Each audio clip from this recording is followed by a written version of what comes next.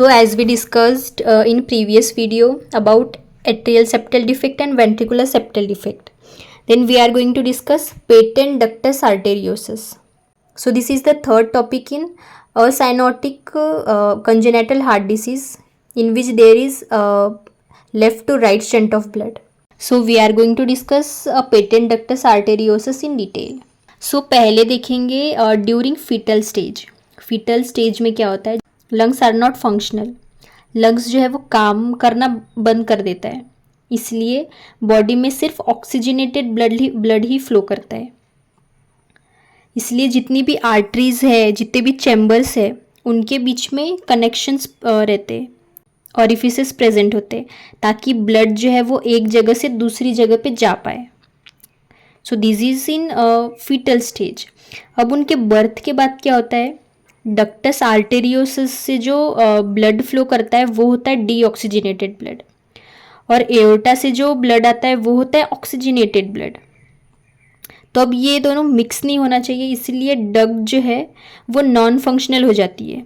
The duct, I am talking about the duct which is ductus arteriosus, ये जो है वो नॉन फंक्शनल हो जाती है, फिर कुछ टाइम बाद वो क्लोज हो जाती है. So normally ductus arteriosus stops function after 1 to 2 hours after birth, and anatomically it closes after 1 to 3 months. So ये जो डक्ट है वो बर्थ के कुछ टाइम बाद, कुछ आवर्स बाद फंक्शन करना स्टॉप कर देता है.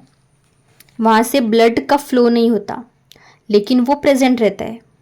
देन एनाटोमिकली जो है वो क्लोज हो जाती है after 1 to 3 months. So normally the ductus arteriosus stops functioning after birth, but sometimes it fails to close.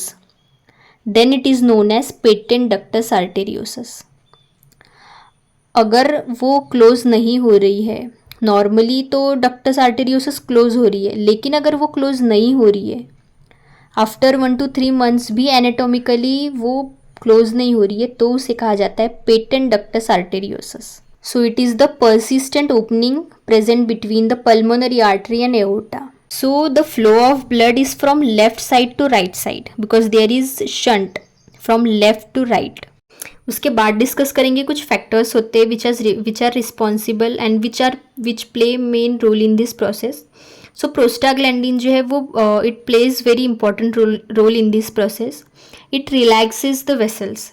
ये blood vessels को relax करके रखता है ताकि उसमें से blood का flow हो.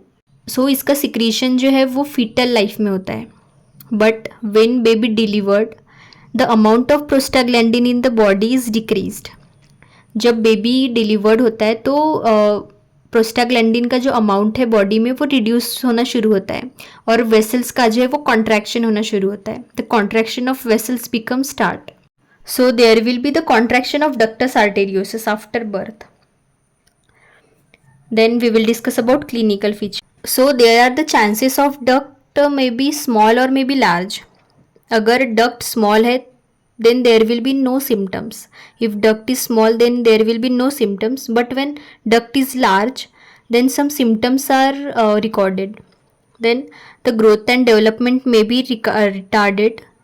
If there is a large duct present in, there is no disability in infancy but may shows the symptom after some years. Then cardiac failure can be seen.